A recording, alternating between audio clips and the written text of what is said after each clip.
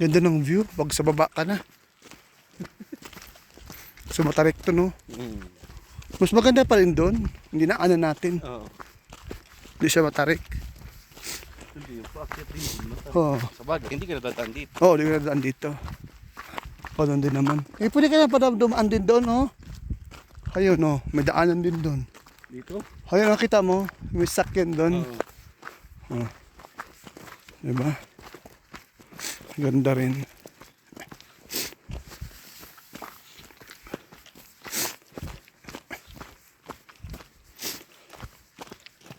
Okay, ito paparenta sila ng ATV.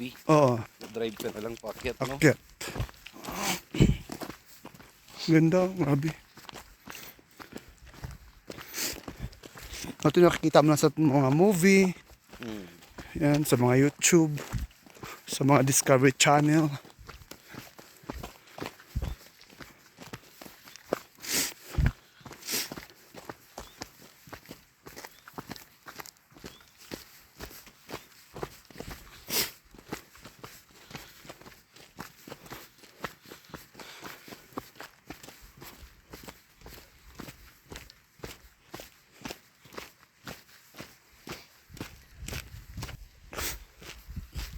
Sa Germany, wala ka makikita ng bundok eh. Unlike dito, makikita mo talaga bundok. Maganda yung scenery.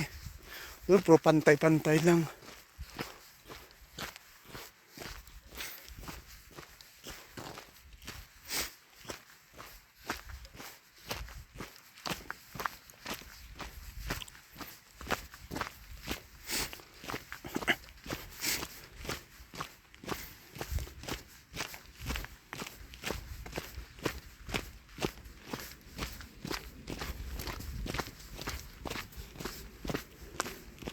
Baka doon may snow pa. Oh.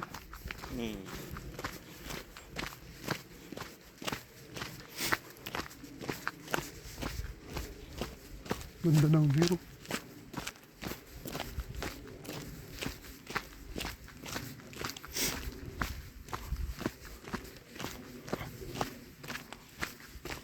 Summer, magbubukas din siguro yan. Mag-hiking.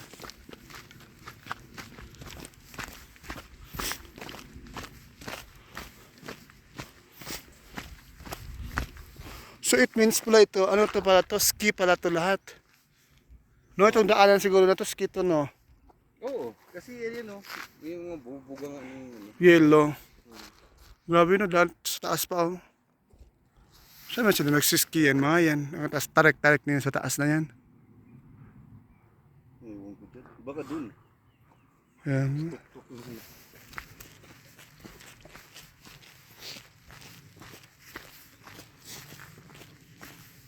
May ibang karatig bansa pala dito talaga pumupunta kasi ito parang sa gitna kasi siya eh. Tapos dito lang ang ski spot. Oo. Sa gitna kasi sa ng buong European country. May mga karatig bansa punta dito kasi malapit lang.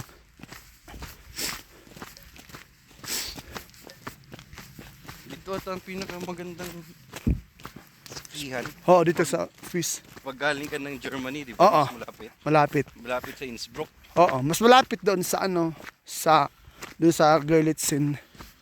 Kahit yung mga Hungarian, mga Doon, malapit doon. mga Slovenian. Oo, doon yun. Doon. Oo. Pag mas malapit dito, dito rin sila pumupunta. Germany, Oo. Switzerland. Oo, mga Switzerland.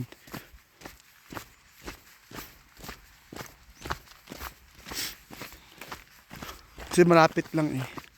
Pero mga Italian, bihira, no? Oo, kasi mayroon silang ski doon. Nang pumunta kami doon sa saan ngayon, mayroon silang skihan din.